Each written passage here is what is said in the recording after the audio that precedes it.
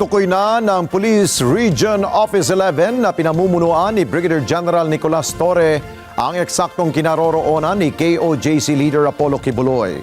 So, ibig sabihin, ang balitang ito ay ang Net 25, mga fake news yan. Ibig sabihin, fake news ito. Itong Net 25 na to. Sasabihin mo, puro kami fake news. Sige nga. Tarantado ka palang matanda ka eh. Tukoy na. May idea sila kung nasaan si Kibuloy ngayon nagtatago. Sa ilalim ng lupa, baka kasama yung tae. Ay, sige, patag-comment ha. Huwag kang padalos-dalos ng comment.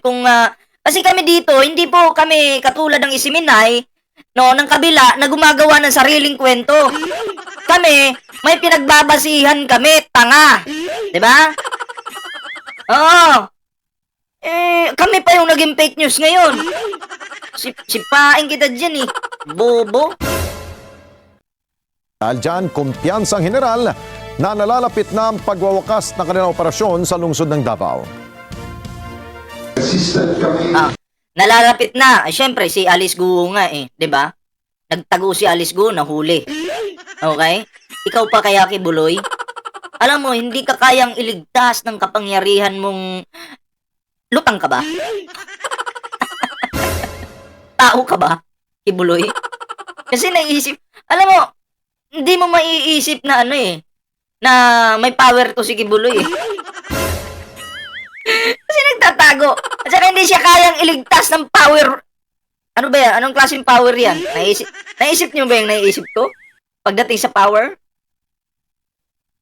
Ganun? Tao ka ba?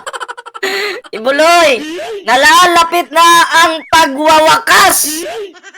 Pagtatapos ng anak ng tatay niya.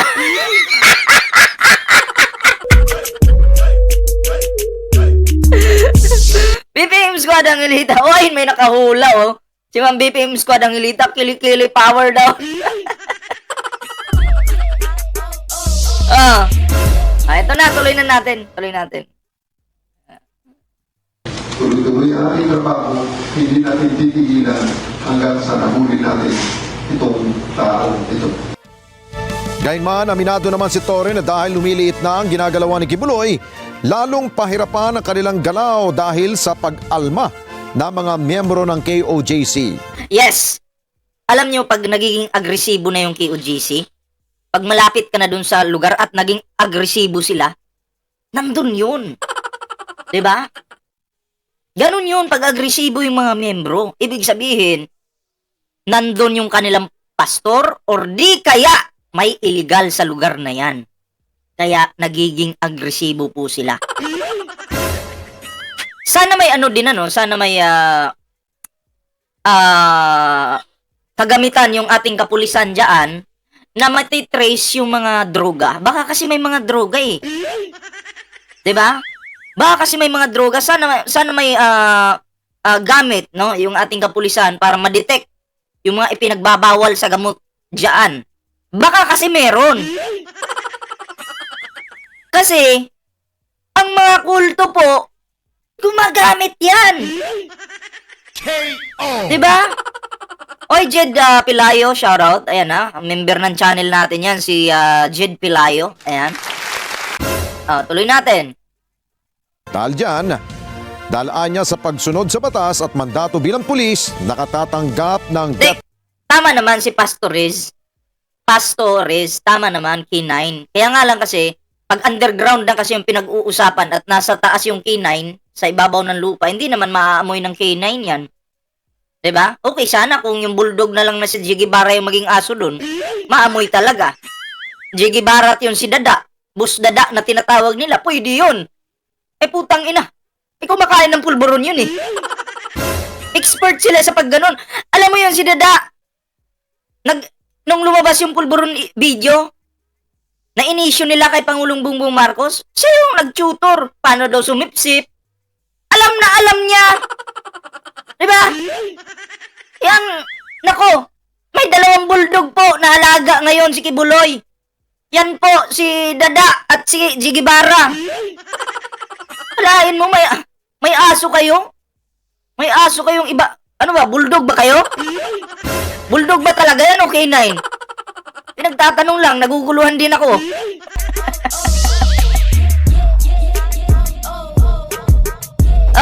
Tuloy natin.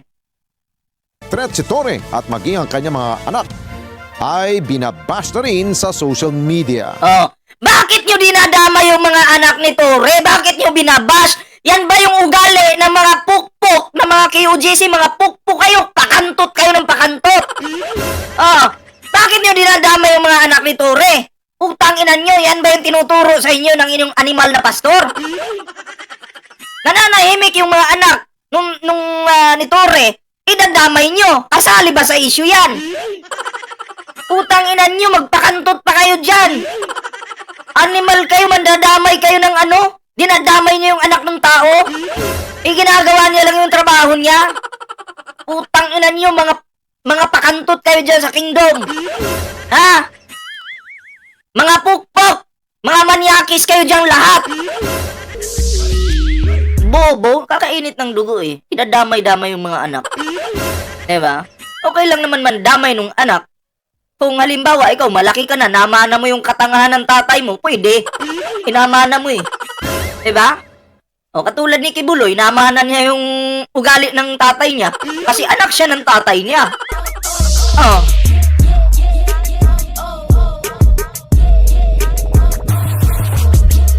Kunye mas net.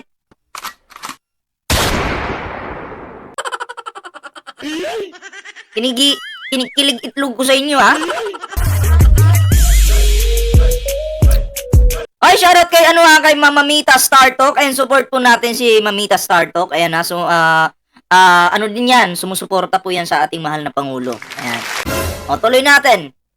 Ay, shoutout kay Jed Palayo. At syempre sa mga ibang members pa dyan ng ating channel, shoutout po sa inyo. Ang asawa ko at ang anak ko ay pinapaulanan ng mga head messages at threads sa social media ng mga fake accounts at mga trolls. Kagabi ay may direktang death threats na sa aking mga anak. Pero hindi kami magpapatinan. Hindi tayo magpapatinan. At nanindigan rin si Torre na hindi sila titigil hanggat hindi nagtatagumpay ang kanilang gagawing operasyon. Diba? So, syempre, anong trabaho nila yan eh? Nagpapatupad lang sila. Sumusunod lang sila sa batas. Di naman nila pwedeng kontrahin yung batas. Nagtatrabaho sila sa gobyerno. Huwag natin gayahin si Sara na kahit nagtatrabaho siya sa gobyerno, kinakalaban niya yung gobyerno. Ibang usapan yun. Diba? Hindi ko nga alam, ba't nandiyan pa yan? Di ka nahiya, Sara? Huwag ka na ulaw? Ragod? Panalamin? Ulaw-ulaw, sad ba? Baga, magkaignaong. Bilang Regional Director, ako at ako lamang ang responsable sa lahat ng ito. I am taking full responsibility in everything and anything that you do. Kilala ako ng mga tao na kasama ko na noon. Hindi ako nag-iiwan ng tao. Maraming salamat sa inyo pong pagsubaybay sa mata. So yan na, uulitin ko sa mga bagong pasok. Ito ha. Tukoy na ng Police Region Office 11 na pinamumunuan ni Brigadier General Nicolas Torre ang eksaktong kinaroroonan ni KOJC. Tukoy na kung nasaan ang eksaktong kinaroroonan. Kaya nga lang, hindi mo siya basta-bastang mapapasok. Okay? Tukoy na. Klaro? Di mo siya basta-bastang mapapasok. Kaya nga yung iba dyan, hinuhukay na yung ano eh. Diba? Naghuhukay kasi nga tukoy na. Hindi ka naman multo para tumagos lang. Ito po yung kasunod niyan. Bigyan natin to ng reaksyon. Itong lawyer niyang mahina yung utak. Lawyer ni Kibuloy na mahina yung utak. Bigyan natin ng reaksyon.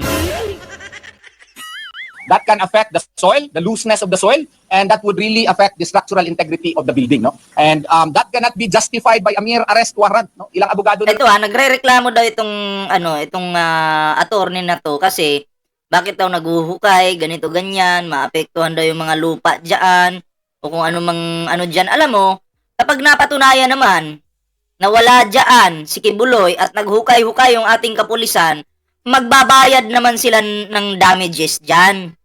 Okay? Babayaran yan ng PNP. Klaro yan. Pero kasi, kaya ginagawa yan ng ating kapulisan, kasi alam nila na nandyan si Kibuloy. Alam nyo, attorney, hayaan nyo magtrabaho yung kapulisan dyan. Diba? Kung wala talaga kayong tinatago, hayaan nyo. E din pag wala silang nakita, dyan kayo bumawi. Hindi yung kukuda ka ng kuda dyan na nagtatrabaho pa, pinapatupad pa yung warrant of arrest tapos kukuda kayo dyan. Hindi pwede yan. Iniistorbo nyo yung trabaho ng kapulisan dyan eh. Tapos eto pa yung matindi. Kayo pa yung magbibigay ng mga kondisyonis sa kapulisan? Sino kayo? Para magbigay ng kondisyonis. Tingnan mo yung mga ano dyan. Yung mga may warrant of arrest. Sila ba ay nagbigay ng kondisyon sa kapulisan? O magpapahuli ako, susuko ako, pero ganito, ganyan. Meron bang ganon? Wala. Sa inyo lang. Kayo lang gumagawa niyan. Feeling nyo kasi, untouchable kayo. Pero huli na yan lahat. Tandaan mo, attorney. Tandaan mo, ha. Walang nakakataas sa batas. Tandaan mo, kahit saan ka magpuntang planeta, mahuhuli ka pa rin. Kahit saan ka magtago, mahuhuli ka pa rin. Tingnan mo ngayon si Alice Guo. Maraming ikakanta yan. Pag yan, nasalang yan sa Senado at nakahanda na yung kawali ni Senator Risa Ontiveros dyan at mantika, igigisa si Alice Guo dyan. Kakanta yan.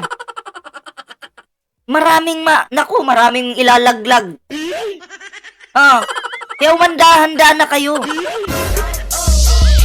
Si Alice Guo nga nahuli. Kibuloy pa kaya?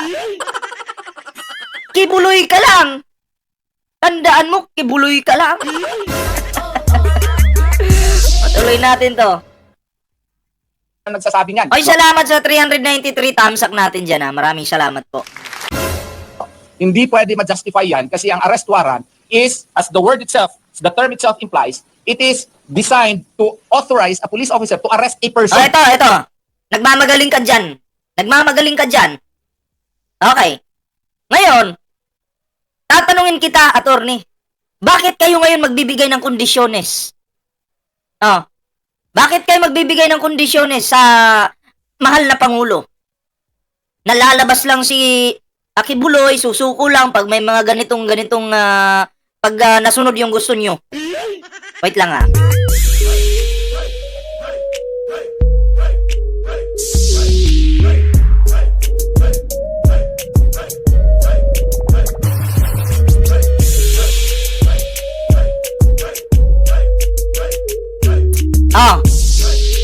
Sige nga. Pwede ba 'yon? May batas bang ganun? Attorney, may batas bang ganun? Sagutin mo 'yan, attorney. Bakit ang kapal naman ng mukha nyo para bigyan ng kondisyon ang Pangulo? Or di kaya ang gobyernong ito? Diba? Pwede ba 'yon? Sige, sagutin mo 'yan. Mahina kasi yung utak nito eh. Okay? It is not a document which authorizes the police to search because there is another document for that, no? Legal document that you apply to the court, and that is you apply for a search warrant. And even under Rule 126, when you of the Rules of Court, when you implement a search warrant, you require two witnesses of sufficient age and discretion to accompany you, no, to accompany the police in conducting the search. And there is the requirement of specificity. You have Ay, press 1 nga. Okay lang ba signal natin? Press 1 nga. Press 1 nga. to specify the place to be searched, nothing else. Okay? Why is that a requirement under the law? That is a requirement under the law because these writs, these orders constitute a disturbance to the right of privacy of an individual. The state may allow... Okay lang signal natin. Walang problema. Press 1 kung okay Okay lang. Kasi may nag-comment, umihina daw yung signal ko eh. Oo. Okay lang. Sige, tuloy natin. the police officers to conduct a search within a premises if he has a search warrant that constitutes an intrusion into his privacy, but the privacy rights... Eto, may ano na to? Idol, ano daw? Wala. Yan. Ang lito lang yan para makaligtas Diyos na. At ako'y naniniwala dyan. Ako'y naniniwala dyan sa'yo. Surprise Legendary Dragon, no? Na itong mga ginagawang pagpapa-interview ni Turon dito. Turyon pala. Itong ginagawa niyang pagpa-interview dito ay parang dinidistract yung operasyon ng ating kapulisan. 'Di ba? Siya ay maglalabas ng ganito ganyan, dinidistract po. 'Di ba? Oo, dinidistract. So ang dapat gawin ng ating kapulisan, wag makikinig diyan. Oo. Sabi niyo nga justice for Kibuloy. Ang tanong ko sa iyo, attorney, yung mga pa-interview mo diyan, yung mga pasalita-salita mo diyan, may justice ba diyan sa social media? Ang pagkakaalam ko, walang justice diyan, attorney. Walang justice diyan. Sa kanto magrarally kayo, walang justice diyan. Sisigaw kayo ng justice for Manyakis, walang justice diyan. Sa korte, nandun yung justice. Patunayan yung inosente kayo, palabasin nyo yung Manyakis, yung iharap nyo dun sa korte. Di ba naghamon si Kibuloy noon? Na idaan nyo sa korte, darating ako, nandyan na. Lalabasan na nga ng warrant eh. Asan yung mahal na hari? Asan? Ba't parang nilamon niya yung sarili niyang sinabi? Nagpakita ba? Wala po. Audio lang yung narinig natin. Of an individual should succumb to the right of the police officers, no, to the duty of the police officers to enforce the law. But even a search warrant has limitations provided by law. Limitations on specificity, limitations on reasonableness. Tingnan mo to uulitin ko na naman Bilib na bilib ang mga QGC members dito sa attorney neto kasi matalino daw. Okay? Ngayon, nag-live ito si Oli. Oli na manyak. Manyakis din yung animal na yan eh. Nag-live siya. Sabi niya, yes, sa wakas magse-celebrate kami mamaya kasi pinapalayas na ang PNP dito sa QGC. Tapos nandun nga si Turyon. Nagbabasa, may binasang papel kasama yung buteting babae kung sino man yun. Na yun nga daw, pinapalayas na yung kapulisan. Yun pala, hindi pala ganun. Attorney ka, hindi mo naintindihan yung binabasa mo. Wala naman palang nakalagay doon na PNP yung pinapalayas o pinapaalis sa kingdom nyo. Wala palang ganun. Mahina yung kinuha ni Kibuloy na lawyer. Mahina. Kaya ako'y agree sa mga balibalitang lumalabas na palagi daw itong talo sa mga kasong hinahawakan niya. Ang hina mo?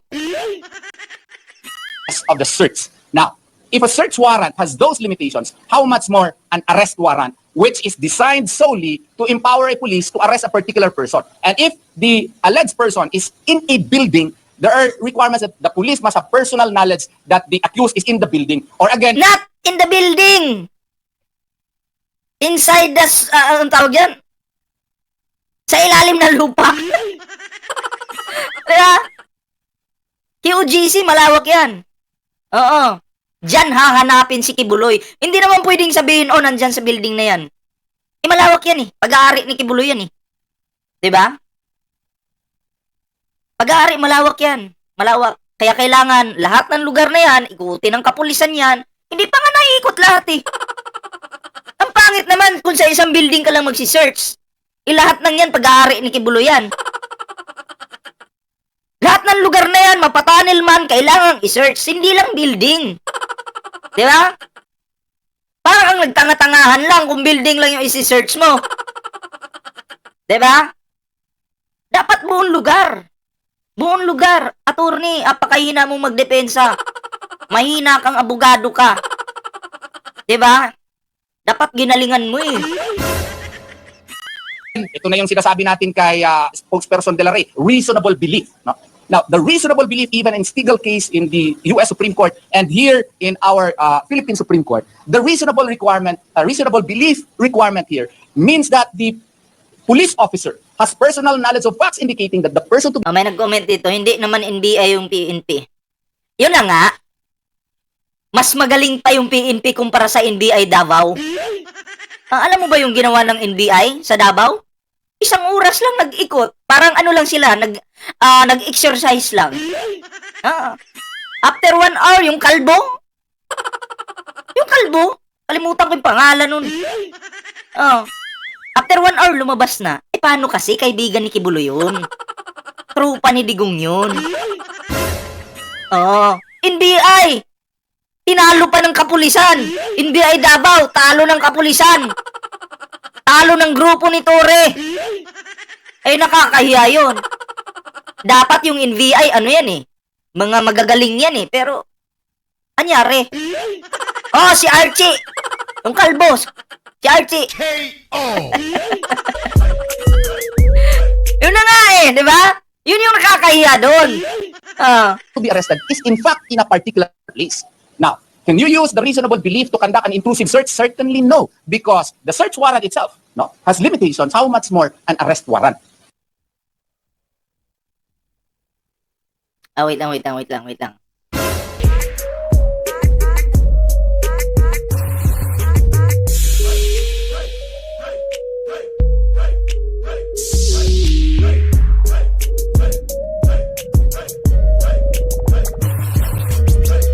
We can the Prayer Mountain, which are located 52 more than 52 kilometers away from Buhangin. This shows that they really do not have any personal knowledge nor reasonable belief of the presence of Pastor Kibuloy Ito, here. sabi ni Floren Norman Matamis, mas nakakahiya pag wala sila nakita. Alam mo, hindi nakakahiya yun.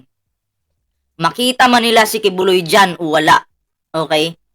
Magiging proud ang mga Pilipino. Alam mo kung bakit? Kasi ginawa nila yung lahat. Hinarap nila yung mga tao na nagwawala dyan. Hinarap nila lahat ng problema dyan. Lahat ng pagiging agresibo ng mga tao dyan. Hinarap nila, nagtrabaho sila ng matino. Hindi nakakahiya yun. Kung hindi man nila makita dyan si Kibuloy. Magiging proud pa rin ng mga Pilipino kasi ginagawa lang nila yung trabaho nila. Walang takot, kundi nandun sila. Diba? Hindi nakakahiya yun. Makita man o hindi, proud ang mga Pilipino sa pinapakitang pagpupursige ngayon ni Torion at ng mga tao niya dyan. Tama! Press 1, sa agree sa akin. Press 1. Hindi nakakahiya yun. Press 1, sa agree na. Mas nakakahiya yung ginawa nung NBI na kalbo. Pupunta-punta doon, parang nag-ano lang, parang kumukubra lang. Diba?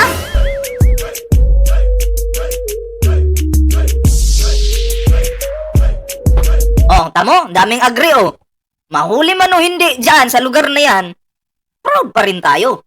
Diba? Yan po yun. Oy, salamat sa 580 thumbs up natin dyan. Maraming salamat po. Tuloy natin to. They are engaged in a fishing expedition.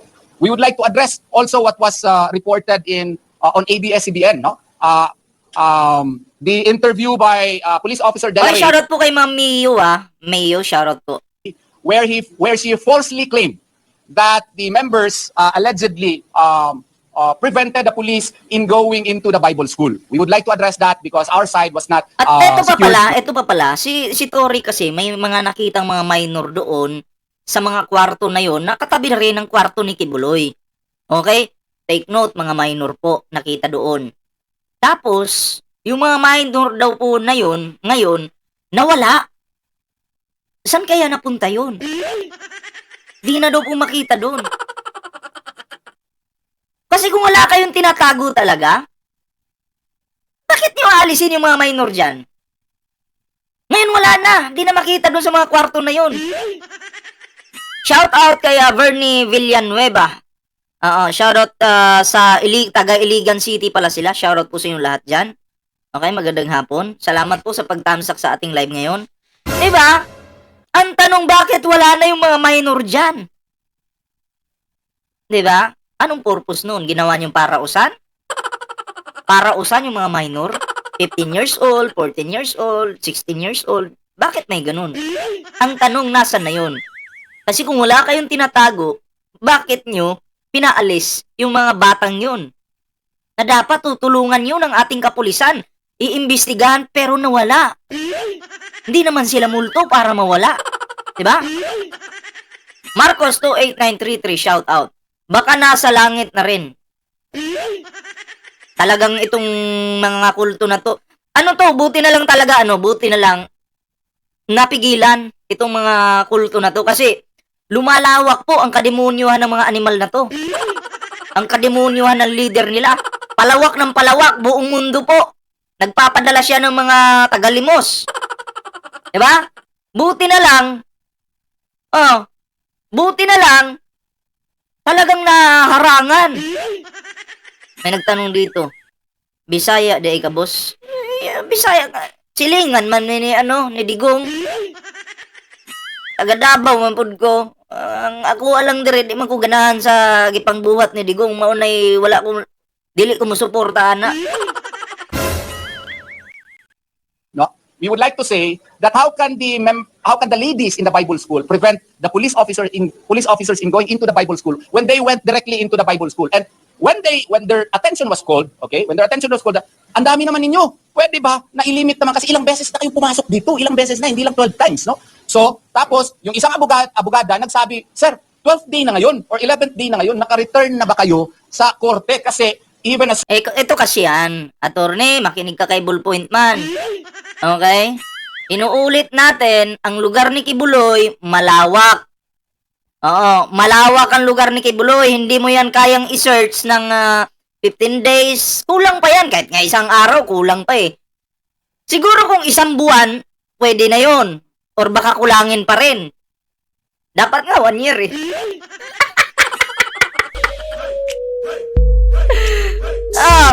Diba? Kasi kung hinayaan nyo lang na magtrabaho yung kapulisan dyan, baka hindi abutin yan ng 10 days yan. Kasi walang umaharang eh. Free silang mag-imbestiga, hanapin si Kibuloy kung nasaan.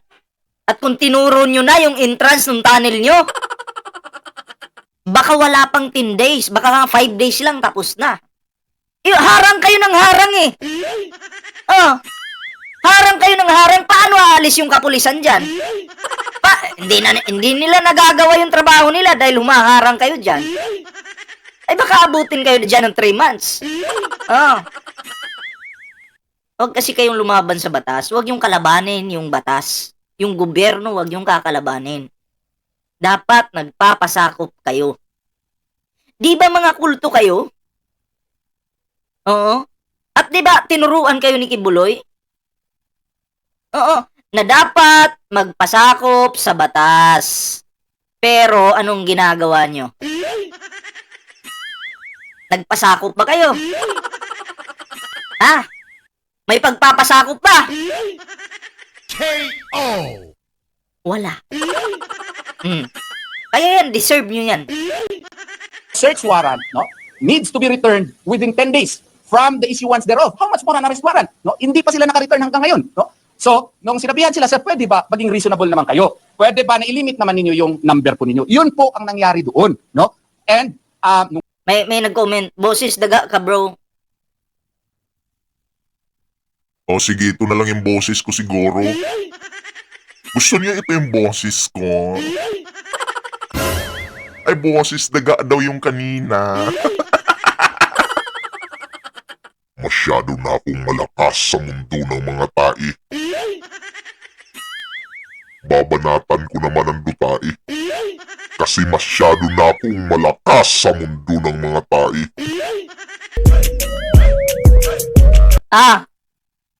Gusto mo yung boses na ganon? Wala akong problema, pagbibigyan naman kita eh. Ayan tuloy, nadama yung duta eh. nung pumasok po sila, no? Ang problema, nung pumasok na sila, hindi pa umalis agad. Meron bang search na ayaw mo umalis? Nag-request na yun, sir. Ma'am, yung pati po yung mga aparador na open lang, matagal naman kayo. Malay mo, dun sa aparador nagtago si Kibuloy. Oh. Di ba? Hindi kasi, kaya siguro binubuksan nila yung aparador. Kasi may mga ano sila may mga kagamitan silang mga high-tech, di ba? Na kayang i-detect kahit nga sabi nga nila kahit sa kabilang pader pa malalaman kung may tao doon. O kaya siguro ganun. Alam mo, attorney ka. Turyon, attorney ka. Bakit mo papakialaman yung mga ginagawang trabaho ng kapulisan? Wala kang alam dyan. Wala kang alam. Huwag ka nang kumontra. Ang trabaho mo lang, ipagtanggol si Kibuloy sa tamang paraan. Pero ang papakialaman mo pa yung mga ginagawa ng kapulisan, out ka na dun. Attorney ka. Attorney ka na walang alam. Diba? Gets mo? Yung kapulisan nga, hindi nga nakikialam sa ginagawa mo. Sa pagtatanggol kay Kibuloy. Kasi trabaho mo yan eh. Trabaho mo. Now, ang trabaho ng kapulisan, huwag mong papakialaman. Mahiya ka naman sa pagmumukha mo at sa utak mo. Pulis ka ba? Tatanungin kita, pulis ka ba? Hindi ka naman siguro pulis. Diba? Dito, pwede ba kayong umalis na? Ayaw, umalis. Tama ba yan? No? Hindi yan tama. Kasi nga, the search should be reasonable if it is a search warrant. Dito ngay arrest warrant eh. Ang arrest warrant, maka-search ka lang kung may arrest na. And the search should be within the immediate vicinity only. And what is the rationale behind it? The rationale behind it is to protect the police officers. What if may armas? May armas na mga tinago. So, that authorizes the police to conduct a search within the immediate vicinity. Hindi ka pwede magkalot dyan, magkalot, at sisirain mo yung building. Yun nga yung sinasabi ko kanina. Okay? Nagbuta sila. Nakiusap yung kapulisan na ituro nyo na yung entrance kung saan yung tunnel na yan, no? Para hindi na kami magbutas, pero nagmatigas kayo. So may something. Kung ako yung leader dyan, na namumuno sa kapulisan, iisipin ko baka may illegal dito, or baka nandyan si Kibuloy. Kasi hindi sila pumayag na pasukin namin yung pinaka-entrance. So ang gagawin ko, iisipin ko, bubutasin ko talaga yan. Baka may something. Uy, may madiscovery kami dyan na mga illegal. Or baka nandyan si Kibuloy. Kasama na yun eh. Diba? Kasama na yun. Gets nyo? Gets mo? Ayaw mo palang mabutas, nagmamatigas kayo. Turo nyo na. Kung hindi nyo ituturo, good luck. Diba? Anyway, eto bigyan po natin ng reaksyon ngayon.